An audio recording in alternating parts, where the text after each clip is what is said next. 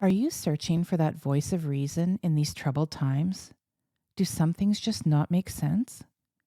We thought so too, and that's exactly how Dave, Richard, and I came together. My name is Kelsey, and the three of us are here to explore and seek the truth, expose corruption, and unravel and untwist media lies and propaganda. We are determined to help navigate through this unparalleled, extraordinary time in history with everyday people, working with what nature has given us and protecting that from those who are exploiting it. Together, with the help of our listeners, we will sow acres of truth. You can visit our website at acresoftruth.com, and here you will find more information on how you can find us in places like YouTube, Rumble, Spotify and Apple Music, Twitter, and so much more. Welcome to our special edition series, SDG'S and What You Need to Know. Together, we will be explaining and discussing the UN Sustainable Development Goals. Our mission is to educate everyday citizens about SDGs, what they are, what they mean, how the laws and policies that are and have been passed can and will affect us, not only here in Canada, but around the world. Additionally, by learning and understanding these 17 goals, we can all become one step closer in helping to affect change in this world from a grassroots perspective. My name is Kelsey from Saskatoon, along with Dave and Richard. We are Acres of Truth. Joining us is our special guest, Mark, who has been talking about the agenda for 20 years now. Welcome, gentlemen. Greetings, Kelsey. It's Dave from Winnipeg, Ag Specialist. Greetings, Kelsey. My name is Richard, and I'm a farmer from southern Saskatchewan. Hi, Kelsey, Dave, and Richard. It's Mark here from Saskatoon, Director and Founder of the Forum for Canadian Sovereignty. Thank you, gentlemen. Let's get started with Sustainable Development Goal number 8, decent work and economic growth. Goal 8 is about promoting inclusive and sustainable economic growth, employment, and decent work for all. The COVID-19 pandemic precipitated the worst economic crisis in decades and reversed progress towards decent work for all. Although the global economy began to rebound in 2021, bringing some improvement in unemployment, recovery remains elusive and fragile. By the end of 2021, global economic recovery had been hampered by new waves of COVID-19 infections, rising inflationary pressures, major supply chain disruptions, policy uncertainties, and persistent labor market challenges. I'd like to go over to Mark at this time to begin our discussion. Yeah, so again, we're going to see some contradictions within this goal associated with others, because at the end of the day, there's a drive within the UN and within the World Economic Forum into transhumanism. And this is going to, into robots essentially replacing humans at the workplace. So there's this drive towards eliminating manpower and eliminating human resources in favor of robots, in favor of electric vehicles, electric buses, electric trucks, all of these things. And so this idea, and then of course the introduction of universal basic income, that we're all going to be paid. God knows where it's going to come from to pay everybody a stipend, a monthly stipend to survive. But their idea of survival is going to be digitally, and our survival is going to be literally living in a box in some smart city somewhere, and completely different than what we experience now, or what we have experienced, throughout history. And so this whole move toward transhumanism and into robots replacing humans and the reskilling of employees, they really don't mean this. They really don't mean that they're gonna create more job opportunities and more opportunity for the second and third world. It's just not going to happen in the direction that they're taking us with all of this other human resources being replaced by robots and this transhumanism. It's just not it's not a reality.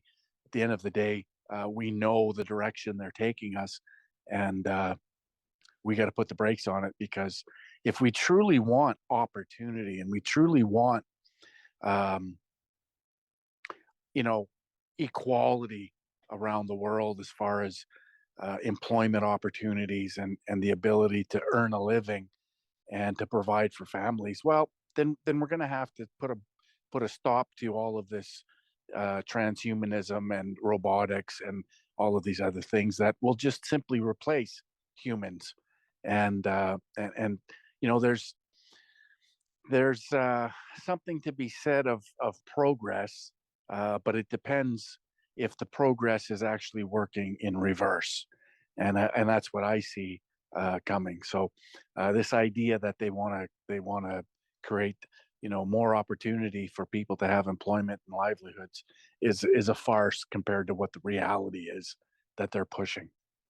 Mark, for the sake of our listeners, I just want to address the elephant in the room, and that is this word transhumanism. I'm quite aware of the fact that there are going to be listeners that are hearing this word for the first time, and I think maybe we should just discuss that a little bit, because you've cited it quite a bit in the introduction here, and I just wanted to know if you could talk a little bit more about that. Sure. Well, it's the convergence of the human brain and the digital world, and how they're literally working towards this. And you're going to be able to connect from your brain to your handheld device, if we still call it a phone, in the very near future, or a computer, and you're going to be connected literally, you know, through your brain into these machines. And again, um, you're going to have nanoparticles that are going to tell your health story to the machine that you're connected to. And so it's taking humanity right out of the equation. It's taking the natural world, and turning it into a completely digital world. Great, thank you so much for that explanation, Mark. We've seen the workforce even transition during COVID, to stay at home, to work from computers, to not go to offices. And, that's part of the play of it too, right? So you don't have the human, communication, which obviously is bad, but also you could, well imagine that, you're not going to have those buildings and offices and such. Everybody should work at home from their laptop or from their computers and be plugged into the virtual reality world. It's, there again gives them control of a light switch to just turn it off, like the electric vehicles we talked about and all the other stuff. It's like it just plays into them having control again, right? 100%. And it's interesting, in 3 short years or 2.5 short years of this pandemic, how conditioned, easily conditioned, the masses became. Before this pandemic, if I lost an employee to for whatever reason and I had to hire somebody to replace him, I put an ad on Kijiji or Facebook or whatever, and by the next morning I'd have 30 resumes, like clockwork. Now, if I'm down an employee and I put an ad up and I'm looking to replace that employee, I get maybe one resume by the next morning, maybe two. So this everybody's now been conditioned. They don't have to work, and they're excited for this new UBI. So they can just stay home, smoke a bunch of dope, play their video games, live their life digitally. And this is part of the transhumanist agenda. I seen a meme the other day that showed a picture of a girl literally in a fetal position with virtual reality goggles on her head, and that's how she lived her life. Everything was digital. She didn't move. She could very easily just have a feeding tube into her, and that would be her existence. It would be completely digital. And this, and I mean, the scary thing is that's the direction they want to take us. Well, Mark, smart meters, smart cars, smartphones, smart cities, smart homes.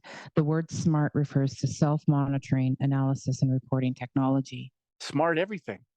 a smart illusion of safety and convenience, but actually it's about tricking us into digital control and surveillance. Yeah, and we see that with federal workers being required to go back to working in the office. They are actually pushing back on this because they've enjoyed the freedom that they've got from working at home. You know, they don't have to commute anymore. There's no expenses, and as we've talked about earlier, everything is getting expenses. Gas is expensive, food, everything. You know, there is and again, you mentioned to this is very orchestrated. I'm not saying it's been done particularly well. I don't think it has, because when anybody thinks about sticking a microchip or nanoparticles in their body, we only need to look at some of the examples we've had for 2 years and how well that has worked out. We lots of vaccine injury, Canadians and others around the world. So that this is a good idea, I don't think it is. But again, when we look at like number 8 there, when we were talking about sustained economic growth, again, we're looking at the minimum requirement. People are not going to excel and want to be high achieving. They're going to do what the minimum standard is. They're going to get the nominal paycheck, same as always. This UBI, it'll be whether it's $10 an hour, $1.25 a day, or whatever that living cost is going to be. That's what you're going to have to contend with. Right, and 100%. And this economic, how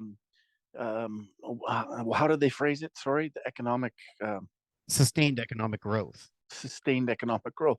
Well, okay, so we have a really good example, and I'll use Scott Moe as the example. He continues to tell everybody in the province how wonderful our economy is.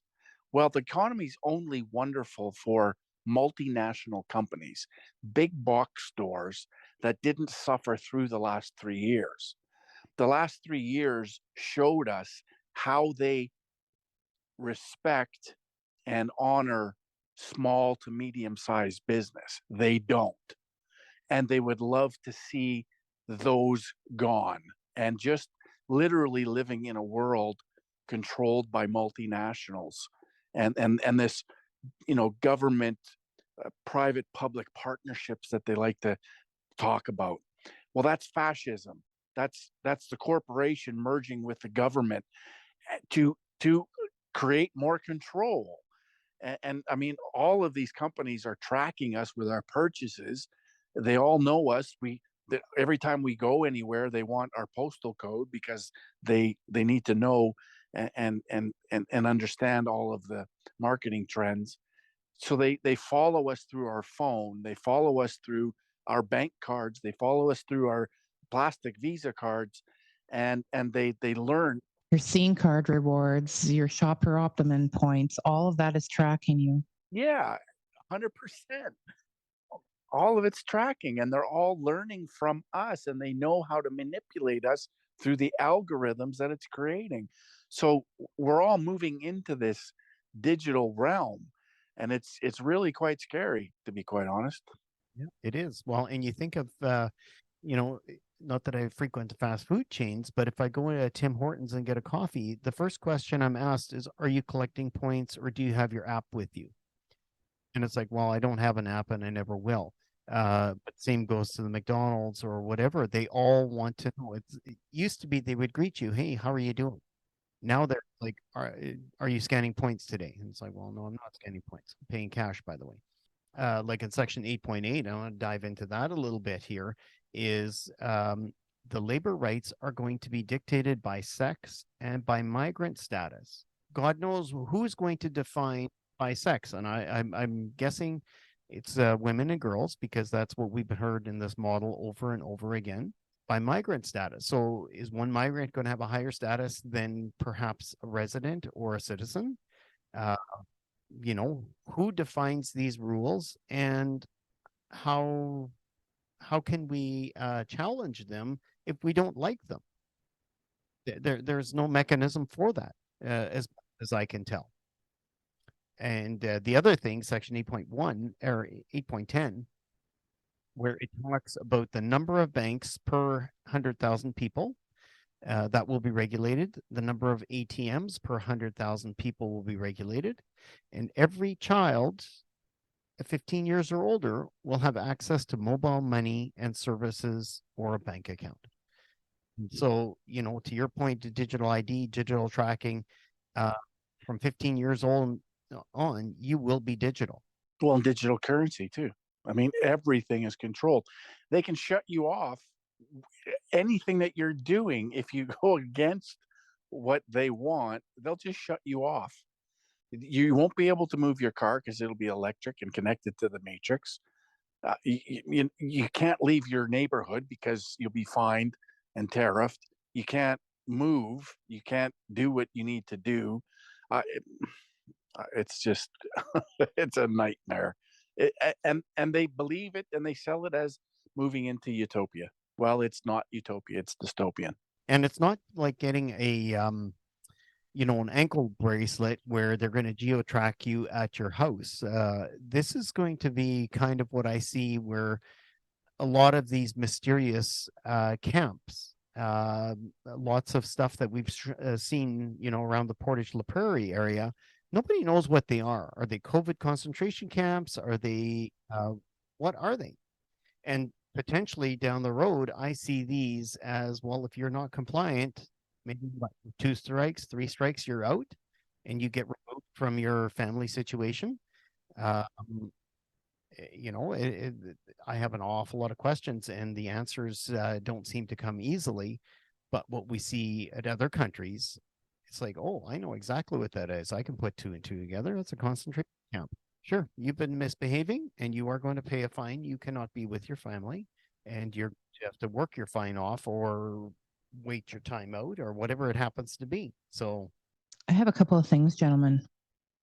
And for the sake of our listeners, I want them to think for a second about when the Sustainable Development Goals were signed on to. Mark, can you tell us a little bit about when they were signed on to?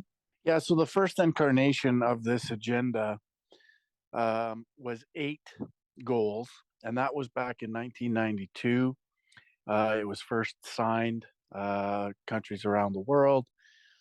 In Rio de Janeiro, it was called the Rio Declaration, and otherwise known as Agenda 21, an agenda for the 21st century. So that was in 1992. Brian Mulroney, conservative prime minister of this country at the time, first committed us to that agenda. And from that moment moving forward, a lot of this was instituted or implemented throughout the bureaucracy, the government bureaucracy. And it was never told in whole to the public service, like, this is what we're doing, this is what we've committed to, this is some of the drawbacks, this is some of the pros and cons to it. It was never discussed in any way, shape, or form. It was very compartmentalized, departmentalized, and implemented where public servants didn't even understand what they were doing. They were just told, here, implement this, and they would just go ahead and do it because that's what the public service does. And so it's gone through this evolution, and it went to 10 millennial goals, and then now, of course, it's at 17. And that's the latest incarnation of this agenda was signed in September 27th of 2015. And of course, that was Stephen Harper and his conservative government that committed us to this agenda once again. And that's, of course, Agenda 2030, the Sustainable Development Goals. And then exactly 1 month later, Justin Trudeau was elected, and 4 days after being elected, he referred to our country as the first post-national state and a country without a core identity.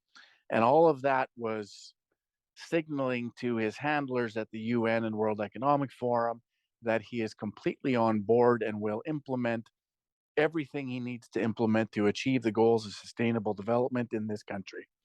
And everything he's done, everything he's passed, has been in compliance with that agenda. Thank you for that, Mark. So just to reiterate that date for those 17 Sustainable Development Goals that we are working through right now, September 27th, 2015. So there is, for me, as we have been visiting all of these SDGs together and talking about them, and reading the description of them, reviewing the discussion points, and taking a look at all of the targets that are involved for each SDG.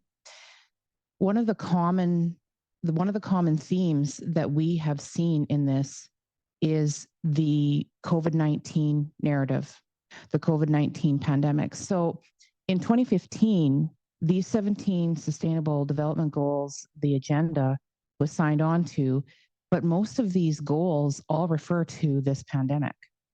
What's your take on that? Yeah, well, again, Justin Trudeau said it himself in the fall of 2021 that they're using COVID to achieve the goals of sustainable development.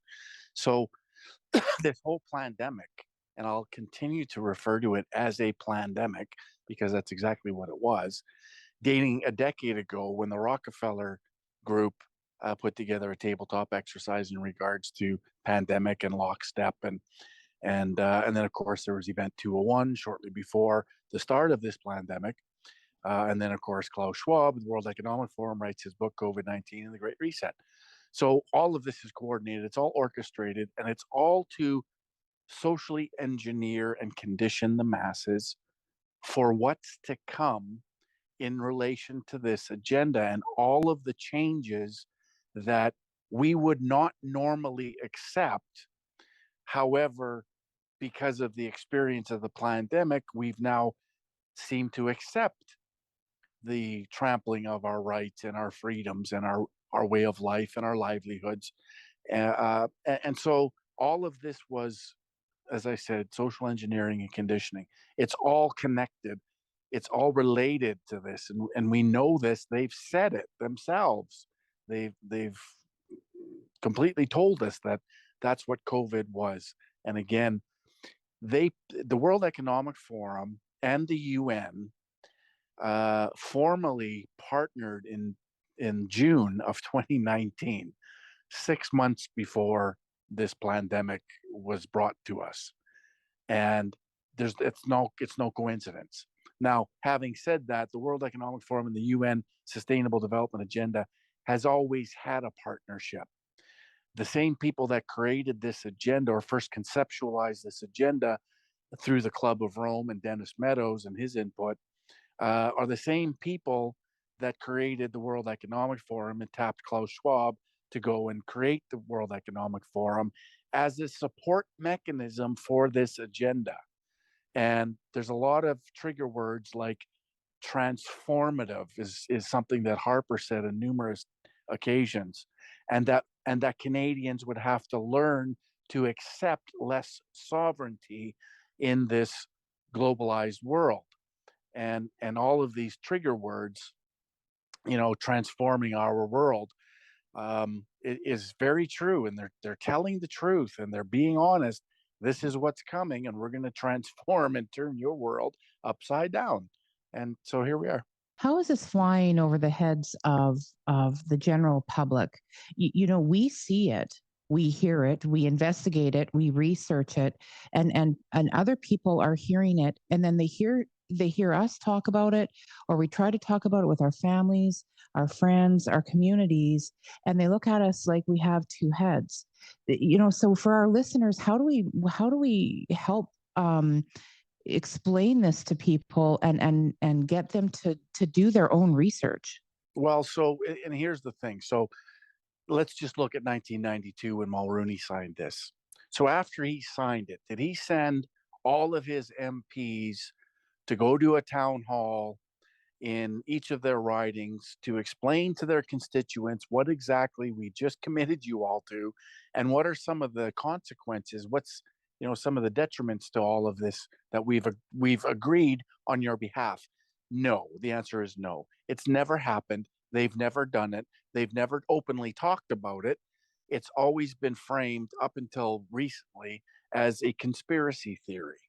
And anybody who's questioned it since 92 and through the 90s into the new millennium and in the last decade has been labeled, shamed, ridiculed as a conspiracy theorist when you talk about this, even though we could show that our leaders signed up to it and agreed to it and are creating law in their own nations governing this.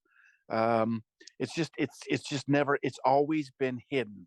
It's always been framed as conspiracy theory, because if they were ever going to attempt to sell this to the people, they would have failed miserably, and they would have probably been told to resign from their political position of representation, because it's that bad and that consequential. And if you try to sell it to people, they tell you to get stuffed. So it's our job. So now it's our job to educate the people and to tell them what the consequences of this agenda are, that our establishment politicians have all committed to across the board, federally, provincially, and municipally. You are listening to an Acres of Truth podcast. Join us in the conversation over on Twitter. Our handle there is @Acres of Truth, or to find more episodes, visit acresoftruth.com. Yeah, it's definitely global control, right? So we're facing, unelected bodies that are going to govern the world, and so that's been the ploy for mankind has tried for. Well, and to your point, Kelsey, and I'll use the Americans as an example here. When Obama was in office in 2013, this was just recently redeemed on this, and secrecy was of utmost importance. This was the narrative through the White House, through the Pentagon, through the DoD. Everything was about keeping this thing secret, keeping it under the radar. And we know that it was well into the works in 2013. We look at the patent registrations for some of the technologies we're using right now. Those were in 2015. And here we are, 2019, where something gets unleashed from a quote unquote wet market in Wuhan from a bat. But yet we have yet to find that evidence. So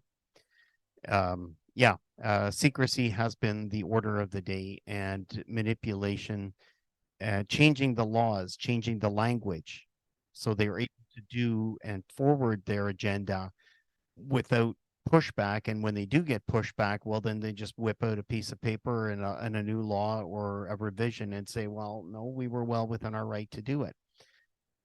Yet this was all done in secret. So I just want to make one comment in terms of, you had asked, so how do we get people to pay attention and get people to, so I've actually seen in the last 3 years, the evolution of information, just in terms of the people in Canada. I used to speak about this all the time to nobody. Nobody was listening. Nobody wanted to hear a thing about it. And since the pandemic, since COVID, it's actually inspired and motivated, I would say, hundreds of thousands of people around this country to finally listen to the truth. I mean, we do town hall events now, and it's packed. Every single one we've been to is a full house, because people are thirsty for the truth. They want to understand why their life is upside down and everything's inside out and backwards. And so COVID has really been a boon for our side, because they overstepped, they overreached by a ton, and there's a lot of people that have caught on. There's still 75% of the population that needs to wake from their slumber. But here's what happens: is most Canadians are in their own bubble, right? And they like it there. As long as they're still paying the mortgage, they're still putting food on the table, still getting little Johnny and Susie to hockey practice and to school, their world is fine. And they don't want Mark Friesen to burst that bubble for them. Unfortunately for them, the reality of this agenda, the consequences of this agenda, and the reality that it's going to create will burst their bubble for them. And they're going to be standing there wondering what the hell is going on, when they can't afford their mortgage, they can't afford to put food on the table or gas in their tank, and they're in some dire straits. that's when they're going to start paying attention to people like us. And unfortunately, that's just human nature. That's all of everything that we're going through is all necessary. It's all part of the process to get to that point of critical mass where we get that enough people understanding and realizing what's happening to then effect change and turn this thing around. And between now and whatever that time is, there's going to be some pain, and it's all going to be associated to this agenda. And so all we can do is do what we do and try to inform as many people as we can along the way. And the people we're talking to, we ask them to do the same. Spread this information. Show it to your family members. What we're doing is so incredibly valuable. Nobody's done this. Literally around the world, I have yet to see anybody go from 1 to 17 discussing these agenda items. And it's so valuable and it's so important. And the service that we're providing to Canadians by doing this is really phenomenal. So I'm so happy to be part of this. Are you enjoying this episode? You can find all previous episodes at acresoftruth.com. I would argue that there's going to be a lot of American citizens who are going to be very interested in these as well, Mark. Yeah, I think so too. And the interesting, America's a funny beast, right? Because they have a really hard time, Americans in general, understanding that they're being run from an outside foreign entity. They have a very hard time accepting that. And so what they do is their politicians, their establishment politicians, they end up giving these things their own names, like the Green New Deal. All that is living up to the agenda of 2030. That's all that is. The Green New Deal is sustainable development agenda. That's all it is. But they like to take ownership that because they're America and everybody follows America. So we're going to do it here first is sort of the agenda. And then they name it their own thing. You don't see too many pundits with their own podcasts or whatever talking about sustainable development agenda in America. They'll talk about the Green New Deal because it's theirs, right? And that's sort of a cultural thing within America. But it's interesting to watch that. But I think you're absolutely right. I think once people, see what we've put together and listen to the discussion, it's going to open a lot of minds and a lot of eyes, I think, and ears to this. There is no silver bullet. There is no quick fix to any of this. Unfortunately, all of these things is something that should have been done in the 90s, and it wasn't because nobody was prepared to listen to anybody talking about it. And the mainstream and the establishment were very effective in shaming and ridiculing and labeling people like myself and others, like Rosa Corey in the States, who was big on this Agenda 21, and others. And so it is what it is. Now more and more people are prepared to listen, and you can see that change, and it's coming. Look at China. The world wants to live like that. That's what it is. A social credit score all over, tied around every aspect of your life. They're the model. They're the model of this whole thing. One of the things that, just keeps coming to my mind when I'm reading the discussion points and the targets, the amount of gaslighting that they do in these discussion points it's just incredible. And it's such an insult to our intelligence. But there'll be a lot of people that when you share the link to the Sustainable Development Goals and they look through them just at a surface level, it's like, oh, that's wonderful. That's a beautiful thing. It's just so nice that there's people that want to do this. Yeah, and if you look at the way they've branded it and the way they're marketing it, they've really dumbed it down so that you can just see it at a glance, so that you are just like, so that you're not compelled to look any deeper or any further. And then the discussion points and the targets, if you're compelled to get that far, on the surface, it looks legitimate. Kind of sounds not bad. Kind of sounds like a good idea. but they're not tying anything together to what's actually happening in reality. No, and that's why what we're doing is so valuable. It really is. Like we're essentially interpreting this for everybody. Like there's literally nobody doing this. You know, I've heard you talking about this, Mark, for a long time now. And, you know, I think that this is going to be something that's, I think this is going to be something that's just an incredible supplement to what you're already doing. And I think it's really going to, yeah, it's really going to set things off, I think.